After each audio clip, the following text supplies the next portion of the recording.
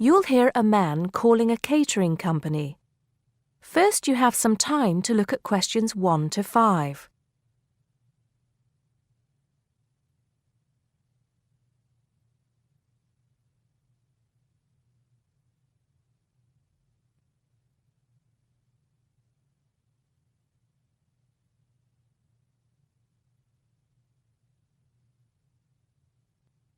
You should answer the questions as you listen because you will not hear the recording a second time.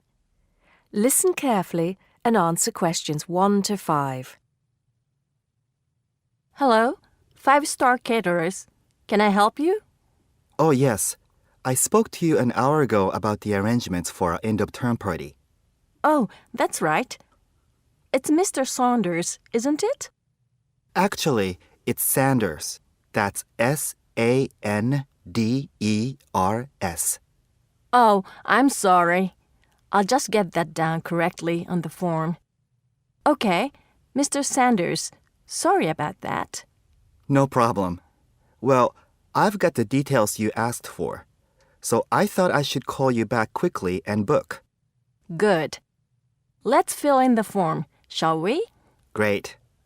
First of all, can you give me a telephone number? Somewhere where you can be contacted during the day. Yes, it's 445-6786. 445-6786. Okay. And do you have a number where you can be contacted outside of office hours? Well, I'm at work till late in the evening, so use the same number, and if I'm not there, you can leave a message. Thanks. I'll make a note of that. And how many guests shall I put down? Okay, that's changed. So instead of the figure I gave you before of 85, it's now only 50. It's much lower, I'm afraid, because a lot of people can't make that date. That's not a problem. Can you remind me of the date we'd set? Yes, it's the 25th of June.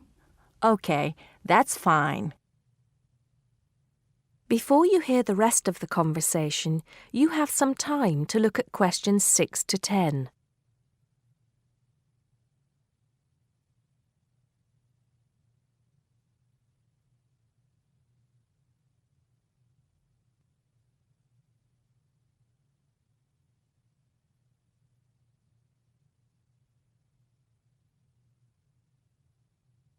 Now listen and answer questions 6 to 10. Now, did you have the chance to look at the tables on the website? Yes, I did. And I think the rectangular tables would be good. The long, thin ones. Yes, you could have 2 of those. The only problem is that they're for 24 people. So you'd only seat 48 people that way. And if you have 50 guests... Oh, I see what you mean. 2 people would have nowhere to sit. What about the square ones? You'd have the same problem with numbers. Usually, for 50 people, we find the round tables work well. Not the smaller ones. They only seat 6 people. The ones that seat 10, the large ones. So do you think we should have 5 of those? I think that would work well. Okay, that's what we'll do then. Fine. And have you decided on the menu you would like? Yes, I think so. But I wanted to ask you, we talked about having the 3-course meal with waiter service, but in the end, we thought it would be a bit too formal. So that leaves the buffet or the 7-course banquet. How much is a banquet again? £100 a head. That's too much and too formal.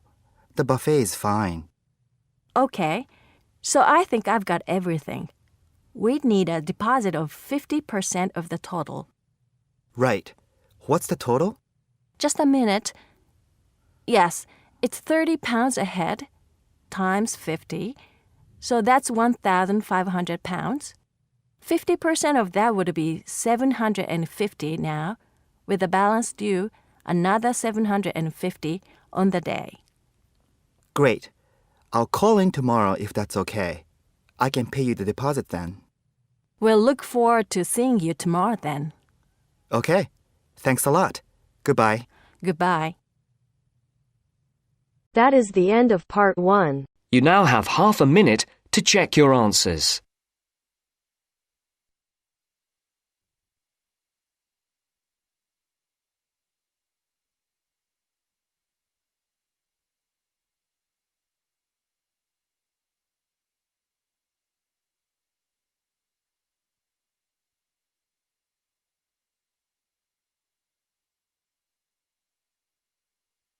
Now turns to part 2. Part 2. A man wants to place an order by telephone for some office stationery. Listen to the conversation between the woman and the man and answer the questions.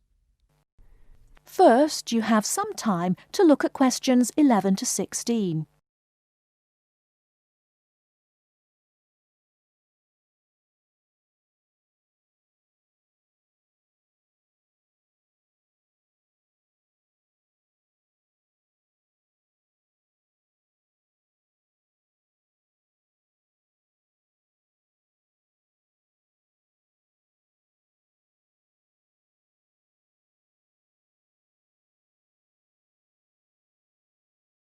Now, listen carefully and answer questions 11 to 16.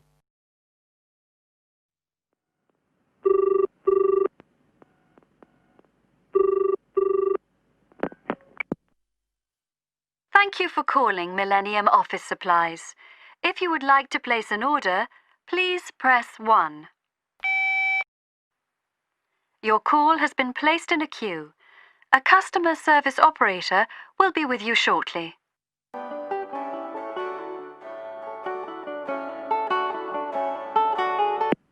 Gina speaking. How can I help you? Oh, hello. I'd like to order some stationery, please. And who am I speaking to? John Carter. Right. Can I just confirm your account number and the name of your company, John? Sure. The account number is 692411. 692411. Right. And you're from Rainbow Computers? No, the company is Rainbow Communications. Oh, okay. I'll just fix that on the system. Communications. And what would you like to order, John? Envelopes. We need a box of A4, that is, normal size envelopes. White, yellow or manila? We'll have the plain white, please. But the ones with the little windows. Okay. One box, A4, white. Just the one box, was it? On second thoughts, make that 2 boxes.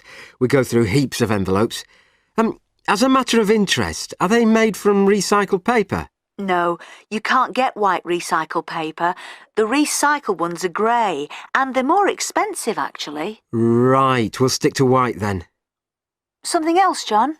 Yes, we need some coloured photocopy paper. What colours do you have? We've got purple, light blue, blue, light green, whatever you want, pretty much. There are 500 sheets to the pack. Right, let's see. We're going to need a lot of blue paper for our new price lists. So can you give us 10 packs, please? Make sure it's the light blue, though. 10 packs of the light blue. The woman asks the man if he needs anything else. Before you hear the rest of the talk, you have some time to look at questions 17 to 20.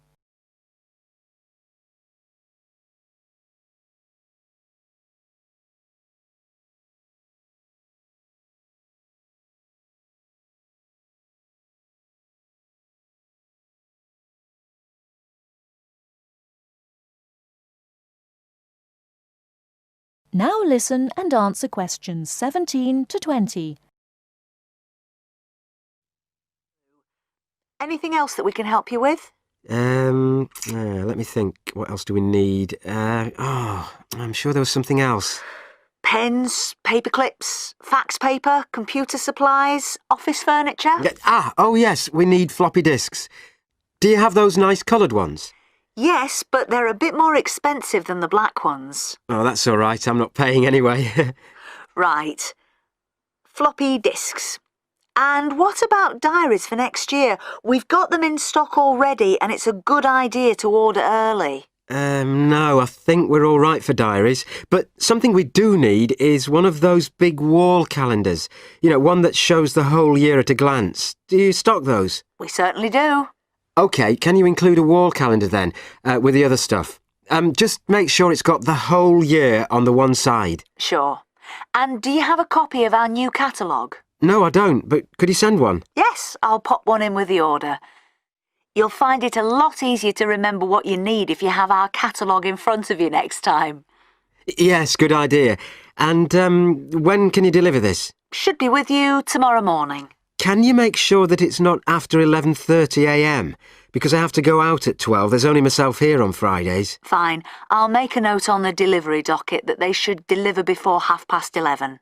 Thanks very much. Thanks. That is the end of part 2. You now have half a minute to check your answers.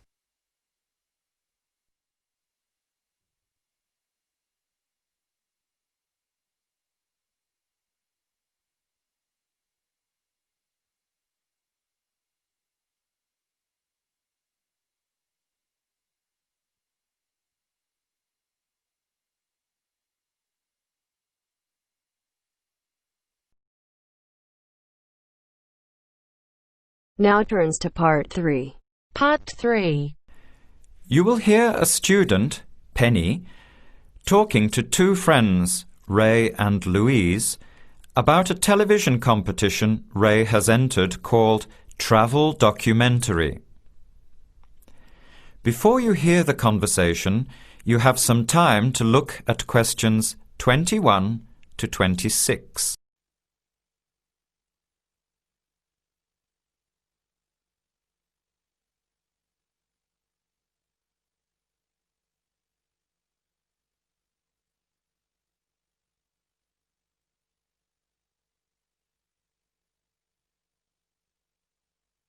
Now, listen carefully and answer questions 21 to 26.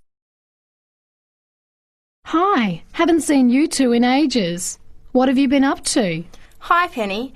Ray is really excited. He's just been shortlisted for Travel Documentary. He could be off travelling around the world for 3 months.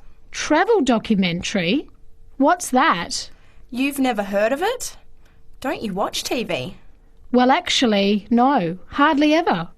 Especially since I've started working on my thesis. I don't have time to breathe, let alone watch TV. So what's this all about, Ray? Well, actually, it's a competition run by public TV. It involves my two great loves, travel and filmmaking. Is it that program where people are sent around the world making documentary videos?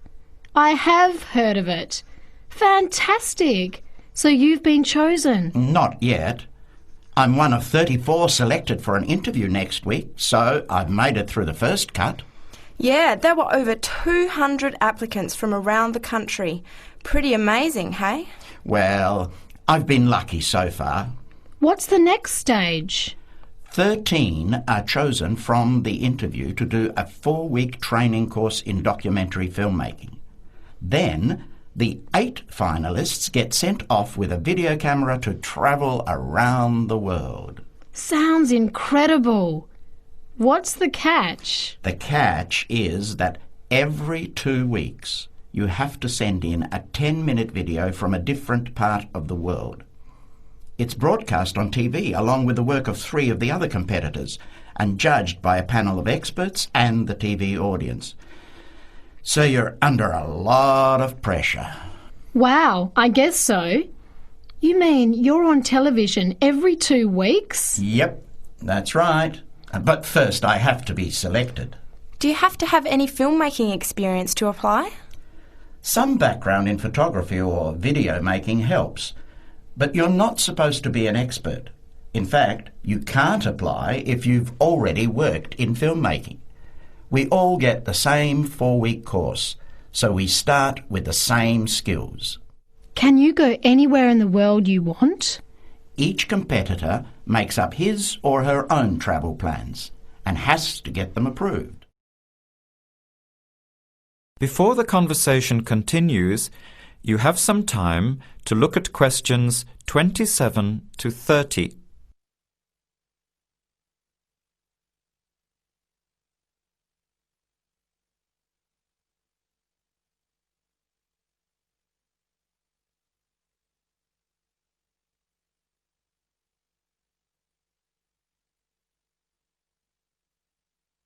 Now, as the conversation continues, answer questions 27 to 30. Have you talked with anyone else who has done it? As a matter of fact, just last week, I met Sarah Price, a girl from here who did it last year. What did she have to say about it? She said it was the most amazing experience of her life, but it was really tough at times.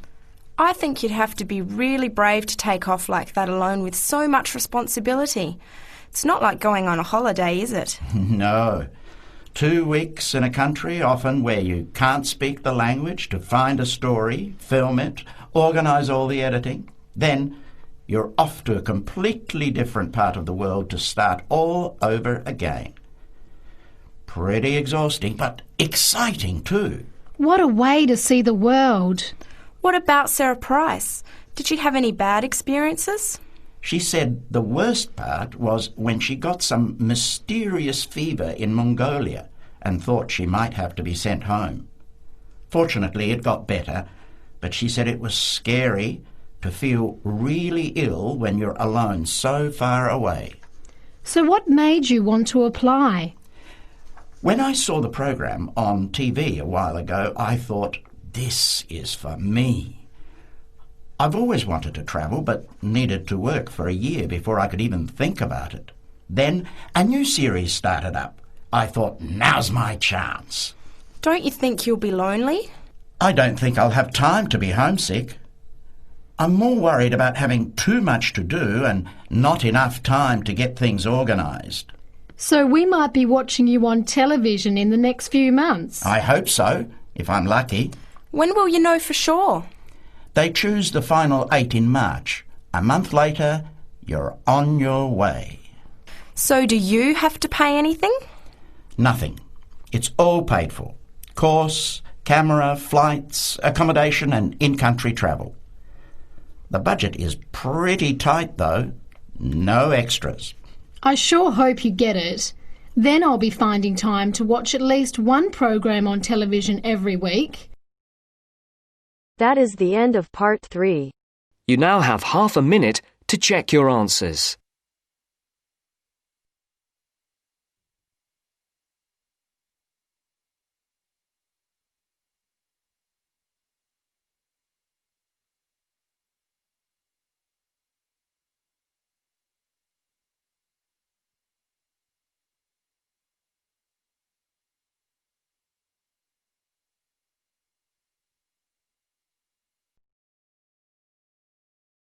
Now turns to part 4. Part 4. You will hear a talk on the work of a printing department at a university. First, you have some time to look at questions 31 to 40.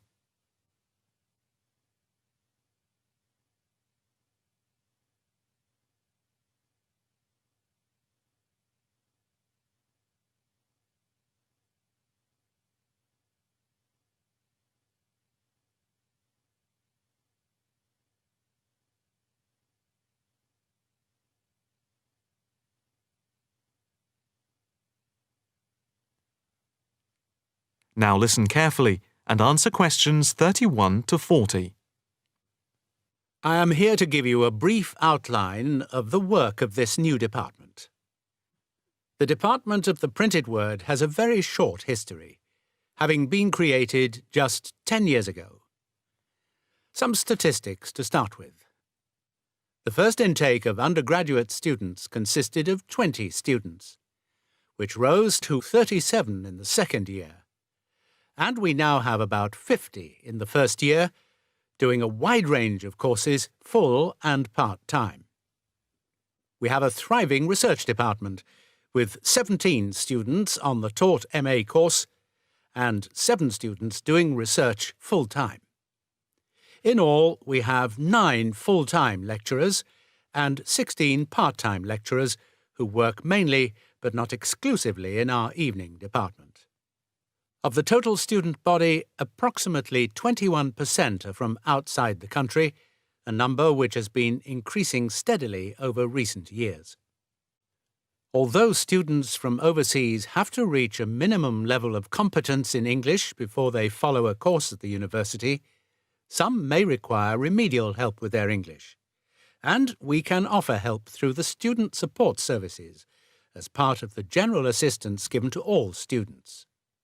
For home students, both graduate and undergraduate, there are bursaries to help with travel and accommodation, for which I would advise you to contact Mrs. Riley at the end of this session.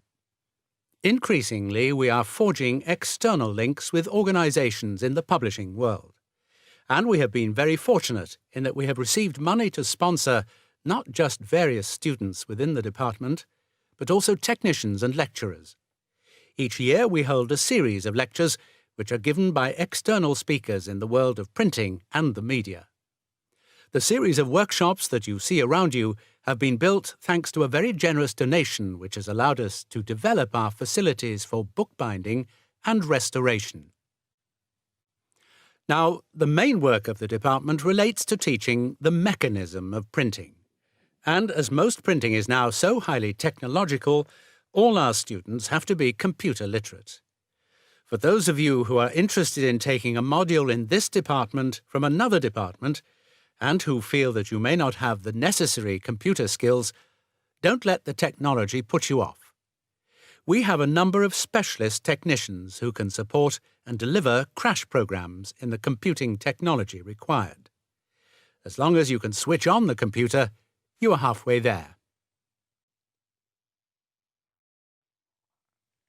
We have what can only be called state-of-the-art facilities, especially for those wishing to move into the publishing world, working not just as printers, but also in editing, page design, layout, and bookbinding.